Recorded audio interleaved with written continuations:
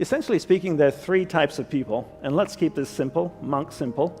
There are uplifting people, there are neutral people, and there are not uplifting people. Okay?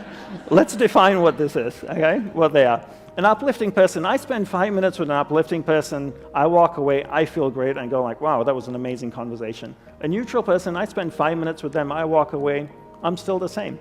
A not uplifting person, I spend 5 minutes with them, I walk away, and I go like, oh my God, that was exhausting. All right? And you've probably experienced that in your life. Then there are two types of energy vampire. The next question is, are they a transient energy vampire or inherently an energy vampire? Right? What's a transient energy vampire? Just say John is going through a hard time in life because his dad is dying of cancer, for example. And for 3 years, he consumes a lot of energy. You know, he's always down, you need to uplift him, he's feeling very sad. It's okay. You give him that energy because he's your friend, and that's what we do. We express compassion, empathy, and love, and we support our friends during difficult times. What's someone who's inherently an energy vampire? Someone who's inherently an energy vampire has always been this way. So how do we deal with someone who's inherently an energy vampire? My guru taught me the best way to do this is to practice the art of being affectionately detached, but always kind, gentle, sincere, and loving towards them. What does this mean? So just say John is inherently an energy vampire. I live in New York City. I'm walking down Fifth Avenue. I see John walking towards me. What do? Do I cross the street? That's not very nice. I meet John, John meets me. What do you say when two people meet each other? I know what you guys say in Australia. G'day, how's it going, mate? Right?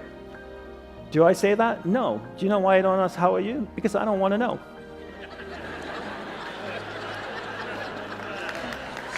It's true. You have to understand, I'm in the monk business. When I ask somebody, how are you? They tell me their entire life story. It's the confession time. So I don't even ask, how are you? John asks me, how are you? I say, I'm doing very well, thank you very much. And then I reply, what a beautiful day in Sydney, right? It's true, I'm being sincere, I'm being kind. And then I say to him, please excuse me, I have something really important to do. It's true, my life is finite, and I'm very clear what my purpose is, right? I'm not lying. And then what do people say at the end of a conversation? It was a pleasure meeting you. Actually, it wasn't. Let's do lunch. Why? See you later. Not really, don't want to. Why do we say the things we don't mean and ask the questions we don't want answers to? So at the end of a conversation, I say, have a wonderful day, which is true. I know he's inherently an energy vampire, but I do wish he has a wonderful day. So the concept of being affectionately detached is to not engage with someone, right? Just to be kind, to be gentle, to be sincere and loving towards them, but not engaging with them. What's another way to protect yourself from an energy vampire? Is to place the burden of responsibility on them. What does that mean? I travel all around the world, I speak, people come up to me and they want to ask questions. I always give them my personal email address. I tell them, please don't share it with anybody.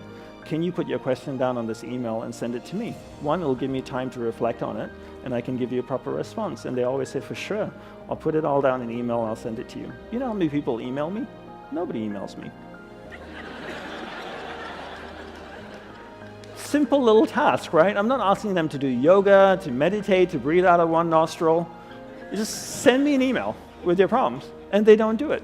So place the burden of responsibility on someone. If you're somebody who's developed a particular skill, you're an expert in a particular niche, in a particular area, and you find that people want your time, they want your energy, the one simple way to protect yourself is to place the burden of responsibility on them. Give them a simple task to do and see if they do it. And if they fulfill that task and come back to you, then go out of your way to help them. So I always tell people to treat energy the same way you treat money. It's a finite resource that needs to be wisely managed, wisely reallocated, and wisely invested. Because if you only have this much energy, and if I took 10% of my energy and I gave it to John, that's 10% I could have given to my spouse, my business, the things and people that I love. If I took a watering can and I watered a garden bed, would the weeds grow or the flowers grow? Both, right? Water has no ability to discriminate between the weeds and the flowers. Whatever I water starts to grow. Energy is the same way as well. If I took energy and I invested it into something negative, it will grow and become more negative. And if I took energy, invested it into something positive, it will grow and become more positive. Energy has no ability to discriminate between what's positive and what's negative. Whatever you invest energy into starts to grow and manifest in your life.